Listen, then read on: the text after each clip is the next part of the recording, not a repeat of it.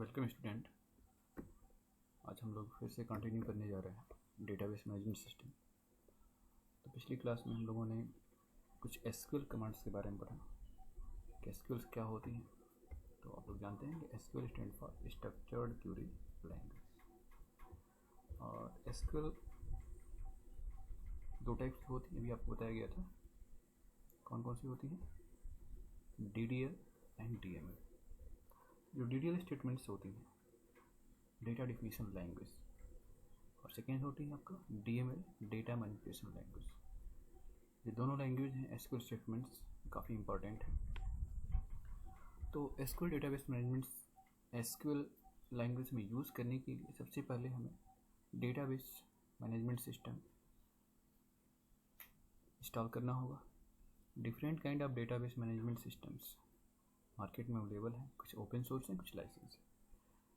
तो आप लोगों के बुक में जो डेटाबेस मैनेजमेंट सिस्टम दिया हुआ है, इसका स्टेप दिया हो कैसे आप इंस्टॉल करेंगे, तो उसके रिगार्डिंग आप माई एसक्यूएल डेटाबेस ऑरेकल की साइट से जाके आप लोग डाउनलोड कर लेंगे और उसको इंस्टॉल कर लेंगे। यदि इनके पास सिस्टम होगा इंस्टॉल कर लेंगे। तो इंस्टॉल करने के बाद हम इसको कैसे यूज़ करेंगे, डेटाबेस को कैसे हम DDL स्टेटमेंट का यूज़ करेंगे, कैसे DML स्टेटमेंट का यूज़ करेंगे, तो उसके लिए सबसे पहला काम होगा इंस्टॉलेशन ऑफ डेटाबेस, यानी डेटाबेस मैनेजमेंट सिस्टम का इंस्टॉलेशन के बाद हमारा सबसे पहला काम होगा, आप देख रहे हैं कि इंस्टॉलेशन जब कंप्लीट होगा, इसके बाद we use first DDL statement for creating the table that is known as create table statement। देख रहे हैं आप यहाँ पे create database school, यहाँ पे स्कूल। तो सबसे पहला आपका स्टेटमेंट क्या होगा? क्रिएट डेटाबेस, एंड डेटाबेस को क्रिएट करना। तो आप इसका जो सिंटैक्स है, क्रिएट डेटाबेस और डेटाबेस का नेम। फर्स्ट थिंग क्या है? Create, then database name, database and database name. जैसे आप इसको टाइप करके सेमीकोलन लगा के इंटर की प्रेस करेंगे, then you get the statement your query is okay, one be affected, that means your database get created. जैसे create होगा, इसके बाद हम अगला DML statement show databases statement का काम क्या होता है कि आपके डेटाबेस मैनेजमेंट सिस्टम सॉफ्टवेयर पे जितने डेटाबेस क्रिएटेड हैं उन सबकी लिस्ट को वो डिस्प्ले करेगा। फॉर एग्जांपल अभी आपने जो डेटाबेस क्रिएट किया हुआ है वो क्या है? स्कूल है। तो स्कूल डेटाबेस देख रहे हैं, दिस इज स्कूल, देखिए दिस इज स्कूल डेटाबेस भी यहाँ पे शो कर रहा है। स्कूल डेटाबेस भी आपका यहाँ पे शो हो रहा है। तो हमें पहला काम क्या होगा डेटाबेस को यूज़ करने से पहले कि कैसे हम इसको यूटिलाइज करेंगे? First need to create database, and second कौन कौन सी डेटाबेस हैं। मान लीजिए कि आपको आपके डेटाबेस का नाम नहीं याद है, तो how can we know there is how many databases? In that case we use show database SQL statement, that is kind of DDL statement. इसे आप इसको एक्सिक्यूट कराएंगे तो आपके सामने डिस्प्ले होगा।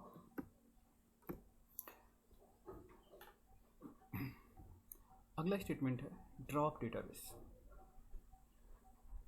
ड्रॉप का मतलब क्या होता है? जो डेटाबेस क्रिएटेड है, देखिए हमारा डेटाबेस मैनेजमेंट सिस्टम सॉफ्टवेयर है, MySQL आपने इंस्टॉल किया है। तो जो डेटाबेस मैनेजमेंट सिस्टम सॉफ्टवेयर है उसके हेल्प से हम मल्टीपल डेटाबेस को क्रिएट कर सकते हैं। जैसे हमने स्कूल नाम का डेटाबेस क्रिएट किया, वैसे ही हमने स्टूडेंट नाम का डेटाबेस भी क्रिएट कर सकते हैं, शॉप नाम का डेटाबेस क्रिएट कर सकते हैं, शॉपिंग मॉल नेम का डेटाबेस क्रिएट कर सकते हैं। तो जैसे हमारी रिक्वायरमेंट होगी उसके रिगार्डिंग हम डिफरेंट डेटाबेसेस क्रिएट कर सकते हैं। That means with the help of database management system we can create different databases. Okay, suppose करिए कि हमें डेटाबेस की रिक्वायरमेंट नहीं है, in that case we use a DDL statement, that DDL statement is known as drop database. School. तो इस statement क्या करेगा कि आपने जो डेटाबेस स्कूल क्रिएट किया था उस डेटाबेस को परमानेंटली आपके हार्ड डिस्क से रिमूव कर देगा। That database permanently remove from your hard disk, यानी कि अब उसका कोई बैकअप आपके सिस्टम पे नहीं रहेगा। That means that will be dropped. तो जो डिटेल स्टेटमेंट है काफ़ी सावधानी के साथ आप लोगों को यूज़ करना होगा। इसके बाद जैसे हम नेक्स्ट स्टेटमेंट शो, हम यहाँ पे देखिए शो डेटाबेसेस कर रहे हैं, तो हम देख रहे हैं कि यहाँ पे जो स्कूल डेटाबेस है वहाँ पे अवेलेबल नहीं है। ओके इसके बाद आता है यूज डेटाबेस। यूज डेटाबेस यानी कि आपने जो डेटाबेस क्रिएट किया, मान लीजिए कि अभी आपको बताया गया कि आपके डेटाबेस मैनेजमेंट सिस्टम सॉफ्टवेयर की हेल्प से मल्टीपल डेटाबेस क्रिएट कर सकते हैं। जब आप रन करवाने जाओगे तो आप किस डेटाबेस पे काम करना चाहते हो, in which database you want to work. In that case we need a SQL statement that is known as use database, that is known as use database। तो यहाँ पे यूज़ और डायरेक्टली डेटाबेस का नेम हम लोग write down करेंगे। देखिए हमने क्या मेंशन किया, यूज़ स्कूल।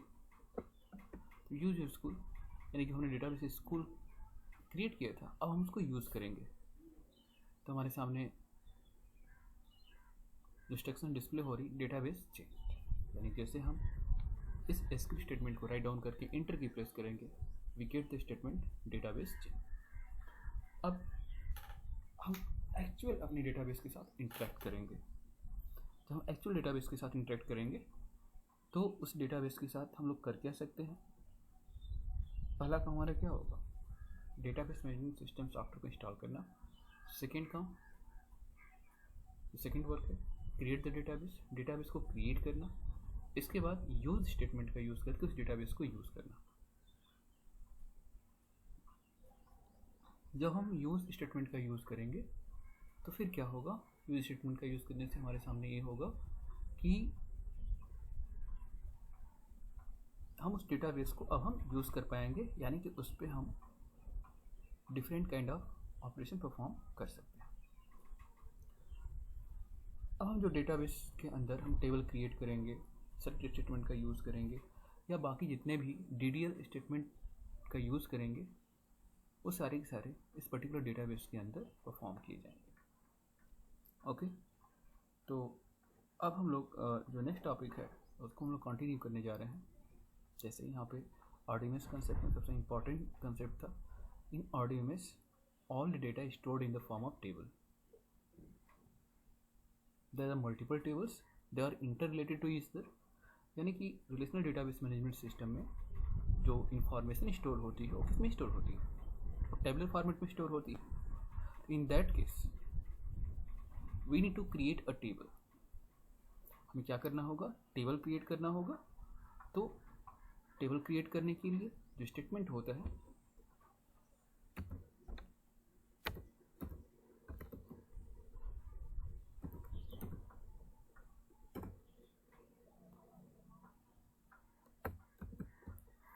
देखिए यहाँ पे जो स्टेटमेंट होता है क्रिएट टेबल, यहाँ पे लिखा हुआ create table teacher. This is what teacher, teacher क्या है, नेम ऑफ टेबल। हम थोड़ा सा यहाँ पे पीछे जाते हैं, आपको दिखा रहे हैं यहाँ पे मेंशन हुआ होगा।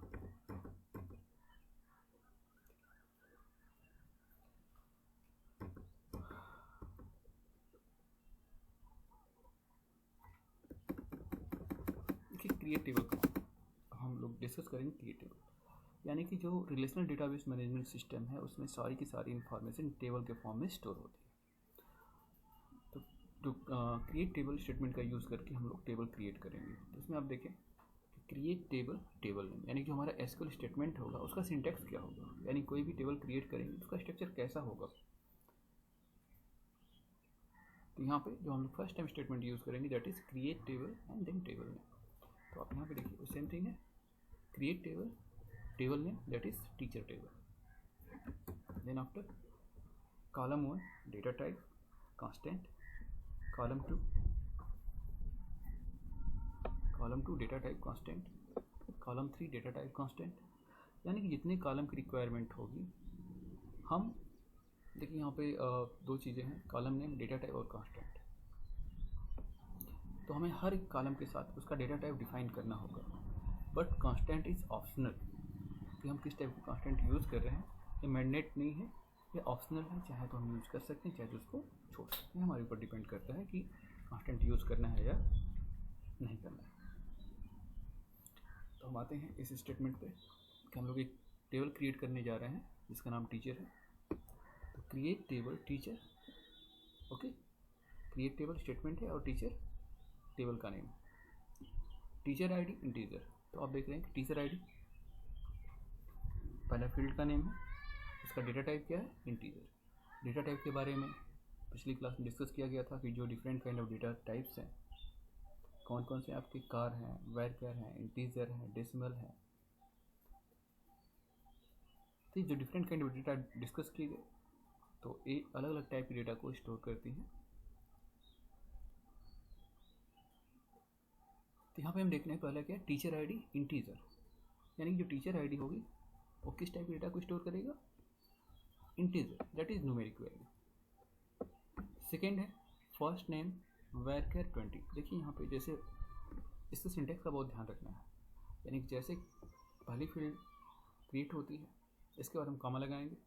अब बेटर होगा कि आप चाहें तो एक लाइन में राइट डाउन कर सकते हैं, लेकिन बेटर होगा कि आप इंटर की प्रेस करके सेकेंड लाइन से हमने नेम फील्ड को मेंशन किया, फर्स्ट नेम वैरकर 20। तो यहाँ पे जो सेकेंड डेटा टाइप है वैरकर, वेरिएबल कैरेक्टर।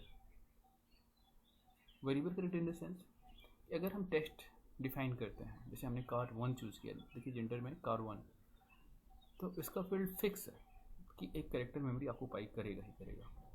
अगर हमने वेरिएबल कैरेक्टर स्पेसिफाई किया, दैट मीन्स वेरिएबल कैरेक्टर्स, अगर हम 20 कैरेक्टर्स नेम नहीं है, 5 कैरेक्टर का है, तो 5 कैरेक्टर मेमोरी स्पेस ऑक्यूपाई करेगा और बाकी 15 कैरेक्टर्स जो मेमोरी स्पेस है उसको फ्री छोड़ देगा। लेकिन अगर हम यहीं पे कार डेटा टाइप से अगर चूज़ कर लेते, देखिए यहाँ पे जो जेंडर में कार चूज़ किया, अगर यहीं पे वैरकर की जगह पे हम केवल कैर चूज़ कर लेते, 20 कर लेते, इस केस में 20 कैरेक्टर मेमोरी होल्ड करके रखते, चाहे उसमें कोई डेटा हो या ना हो।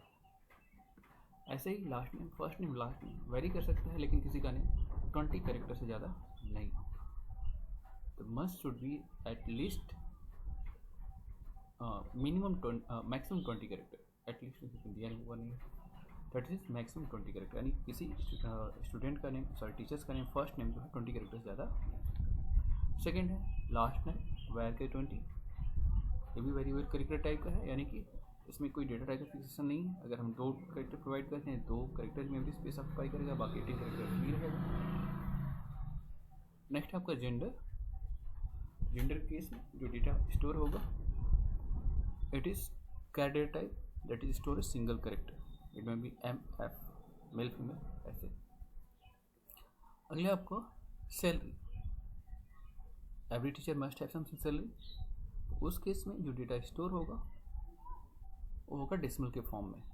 सपोज कि 6 सैलरी 50,015 पैसे, तो उसको डिनोट करना हो डेसिमल पॉइंट के फॉर्म में, तो हम यहाँ पे डेसिमल पॉइंट के फॉर्म में 2 प्लेसेस टिक डेसिमल हम यहाँ पे डिनोट कर सकते हैं। तो ये भी जो डेसिमल है it is also use to store the numeric values, लेकिन डेसिमल पॉइंट 2 प्लेसेस तक ये न्यूमेरिक वैल्यू को स्टोर करेगा। नेक्स्ट है आपका date of birth, it is kind of date, यानी कि डेट के फॉर्मेट में डेटा को स्टोर किया जाएगा। एंड नेक्स्ट है आपका department number, department number is integer. तो आप देख रहे हैं कि जैसे जो फील्ड है उसके लास्ट में हम लोग कामा लगा रहे हैं, कामा यहाँ भी कामा लगा यूज़ किया है, हम कामा यूज़ किया है, और लास्ट आपका डिपार्टमेंट नंबर इंटीजर। तो यहाँ पे हमने कामा नहीं यूज़ किया, क्यों? क्योंकि इसके आगे हमें कोई अगली फील्ड ऐड नहीं करनी है। तो फाइनली हम जो ब्रैकेट्स ओपन है उनको क्लोज करेंगे और सेमीकोलन लगाएंगे, और जैसे इंटर की प्रेस करेंगे नीचे आते हैं तो दिखाते हैं।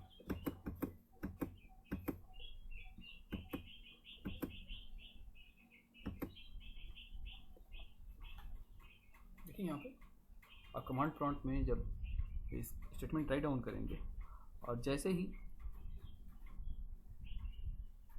इंटर की प्रेस करेंगे, क्यूरी ओके 0 रिफ्लेक्टेड 0.8 सेकेंड, ये डिनोट कर रहा है, ये शो कर रहा है कि आपका डेटाबेस क्रिएट हो चुका है, that means your database is created.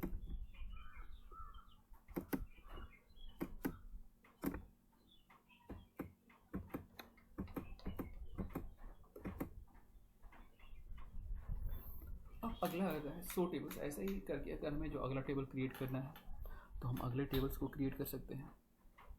Next statements है सो टेबल्स।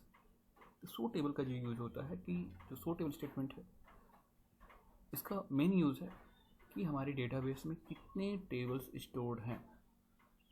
सपोज कि टेबल में स्कूल शो करा, टीचर्स टेबल, अभी आपने एक टेबल क्रिएट किया तो वहाँ पे एक टेबल शो हो रहा है। अगर और आपको टेबल क्रिएट करना है तो आप जितने टेबल्स क्रिएट करेंगे सारे के सारे टेबल्स आपके डेटाबेस में स्टोर होते जाएंगे। और जब सो टेबल स्टेटमेंट को आप अगली बार फिर से रन करवाएंगे तो आप जितने टेबल स्टोर होंगे सारे के सारे टेबल वहाँ पे डिस्प्ले होंगे। नेक्स्ट है आपका डेटाबेस कांस्टेंट। डेटाबेस कांस्टेंट क्या होता है? पिछली क्लास में कुछ डिस्कस किया गया था, आप लोगों को शायद याद होगा या नहीं होगा, तो फिर से एक बार हम इसको रिवाइज कर देते हैं, देख लेते हैं यहाँ पे क्या दिया हुआ है। देखिए आपने जो कंसेप्ट पढ़े हैं आरडीएमएस कंसेप्ट, अब उन आरडीएमएस कंसेप्ट को हमें अपने डेटाबेस के साथ इम्प्लीमेंट करना है। तो टेबल आपने देख लिया, डेटाबेस मैनेजमेंट सिस्टम के बारे में जान लिया, उसको इंस्टॉल कर लिया। अब देखते हैं आरडीएमएस कांस्टेंट क्या होता है। Data can be enforce several constant for a smooth operation of database. These constant is strive while creating a table as shown below. कि डेटाबेस जो कांस्टेंट होते हैं, तो पर्टिकुलर फील्ड में जो वैल्यू आप स्टोर करते हैं, इन्फोर्स करते हैं कि उसी टाइप की वैल्यू उसमें स्टोर हो। सपोज करिए कि स्टूडेंट टेबल है, स्टूडेंट टेबल में नेम कॉलम है, आपने सैलरी जो डिफाइन किया है वो इंटीजर टाइप का डिफाइन किया हुआ है। अगर कोई पर्सन जो डेटा एंट्री ऑपरेटर है, जो एंड यूज़र है, अगर कोई ऐसा डेटा इंसर्ट कर रहा है कि सैलरी में कोई टेक्स्ट वैल्यू इंसर्ट कर रहा है, तो उस केस में अगर क्वेरी बाई चांस रन कर जा रही है तो पॉसिबल नहीं है, क्योंकि यहाँ पे आपने जो कांस्टेंट लगा रखा है which time of values it will be accepted, that mean it can accept only the numeric value. अगर कोई टेक्स्ट वैल्यू इसमें इंसर्ट की जा रही है तो उस क्वेरी को रन नहीं करने देगा, यानी कि हम ये कह सकते हैं कि आपके डेटाबेस में वैल्यू स्टोर नहीं हो। इसमें डिफरेंट काइंड ऑफ कांस्टेंट है, तो एक एक करके हम एक एक कांस्टेंट को यहाँ पे डिस्कस करेंगे। तो पहले है नॉट नल कांस्टेंट। तो what is not null constant and how it is effect to our particular column और पर्टिकुलर एट्रीब्यूट। नॉट नल क्या होता है, किसी कॉलम और एट्रीब्यूट को कैसे इफेक्ट करता है। देखिए यहाँ पे an attribute value may be not be permitted to be null. अगर not null constant, not null मान चलिए कोई फील्ड है उसके साथ अगर डिफाइन कर रहे हैं तो इसका मतलब ये हुआ कि उस पर्टिकुलर फील्ड में हमें कोई न कोई रिकॉर्ड इंसर्ट करना ही होगा, कोई न कोई वैल्यू स्टोर करनी ही होगी। अगर हम वैल्यू को प्रोवाइड नहीं कर रहे हैं तो हमारे डेटाबेस में वो रिकॉर्ड इंसर्ट नहीं हो पाएगा। फॉर एग्जांपल इसमें दिया हुआ है तो first name of the teachers, देखिए इसी को हम कॉपी करके नोटपैड में लाते हैं, देखते हैं।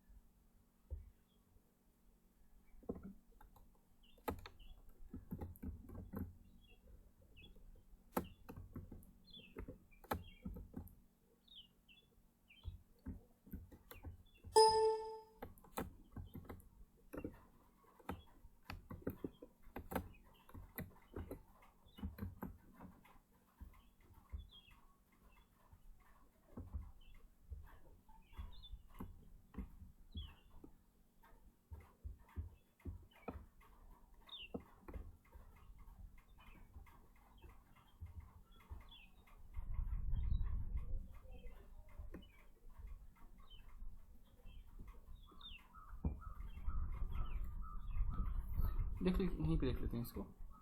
Create table teachers, teacher ID integer, first name varchar 20 not null. तो यहाँ पे जो पहली फील्ड है टीचर आईडी है जो इंटीजर टाइप की है, that means it accept the numeric value. Second first name varchar 20 यानी कि वेरिएबल करेक्टर 20 यानी कि मैक्सिमम 20 करेक्टर तक इस वैल्यू को एक्सेप्ट कर सकता है इस फील्ड में, but not null. Not null का मतलब कि किसी हाल में हम इस फील्ड को ब्लैंक छोड़ नहीं सकते, यानी कि अगर हम किसी टीचर्स का डिटेल हम प्रोवाइड स्टोर कर रहे हैं डेटाबेस में, तो उस केस में टीचर नेम ज़रूर से ज़रूर होना चाहिए। अगर ये ब्लैंक होगा तो आपके टेबल में डेटा स्टोर नहीं हो पाएगा। अब बाकी जो है last name varchar 20, gender char 1, salary decimal 20,2, date of birth, date, इसमें किसी फील्ड के साथ नॉट नल मेंशन नहीं किया हुआ है। इसका मतलब हम इन फील्ड के साथ अगर कोई वैल्यू नहीं है, सपोज कि किसी का डेट ऑफ बर्थ पता नहीं है, किसी की सैलरी पता नहीं है, किसी का जेंडर पता नहीं है, डिपार्टमेंट नंबर पता नहीं है, तो इन फील्ड को हम ब्लैंक छोड़ सकते हैं। यानी कि कोई वैल्यू नहीं है तो इसमें नल वैल्यू हम छोड़ सकते हैं, लेकिन इस पर्टिकुलर फर्स्ट नेम के साथ हमें नेम को प्रोवाइड करना ही करना होगा। अगर नहीं प्रोवाइड करते हैं तो क्या होगा, उसमें कोई वैल्यू इंसर्ट नहीं हो पाएगी। एक कांस्टेंट और देख लेते हैं। देखिए यहाँ पे DSC टीचर, डिस्क्रिप्शन टीचर। अब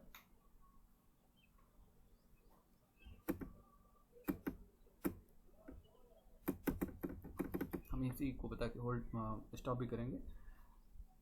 DSC teacher, DSC commands basically use for show the description of particular table. देखिए यहाँ पे सारे स्टूडेंट्स से रिक्वेस्ट है कि आप लोग नोट्स भी साथ साथ बनाते चलिएगा कि आने वाले समय में कोई प्रॉब्लम्स ना हो, यानी कि लॉकडाउन है उसका फुल यूटिलाइजेशन किया जा सके। DSC teachers that means teacher description, it show the description of teachers table. तो कौन कौन सी फील्ड है, नल वैल्यू है या नहीं है, डिफ़ॉल्ट वैल्यू कुछ है या नहीं है,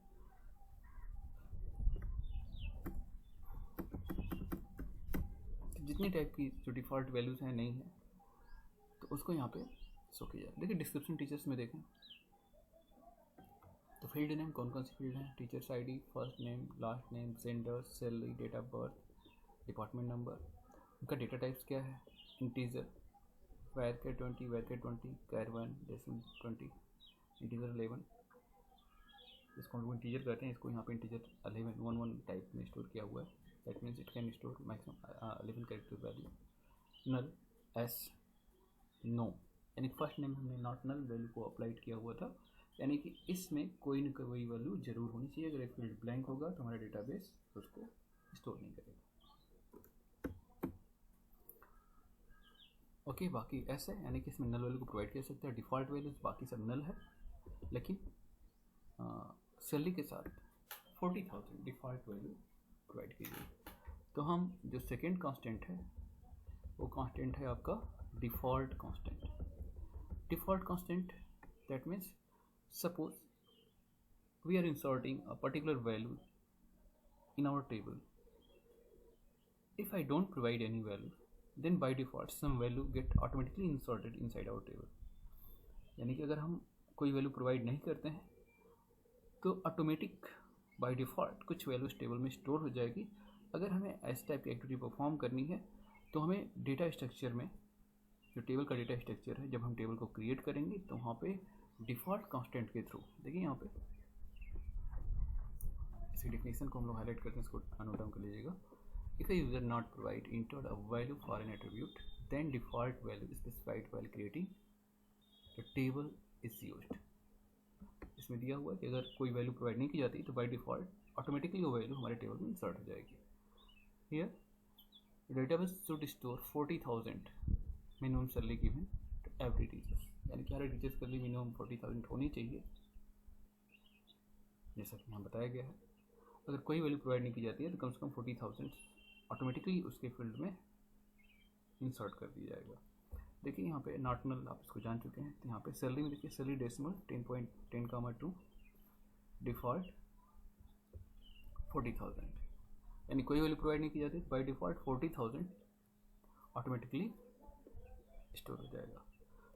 तो आई होप आप लोगों को लेक्चर समझ में आया होगा। तो इसमें जो चीज़ें बताई गई उन चीज़ों के बारे में आप लोग अच्छे से नोट तैयार कर लीजिएगा। नोट तैयार करने के बाद इसको देखिएगा, कुछ ऐसे टॉपिक्स हो सकते हैं कि जो यहाँ पर समझ में ना आए हो तो उसको फिर से बताने की कोशिश करिएगा, क्योंकि यहाँ पे चीज़ें सामने निकल के आ रही हैं कि आप लोग लेक्चर बहुत कम देख रहे हैं।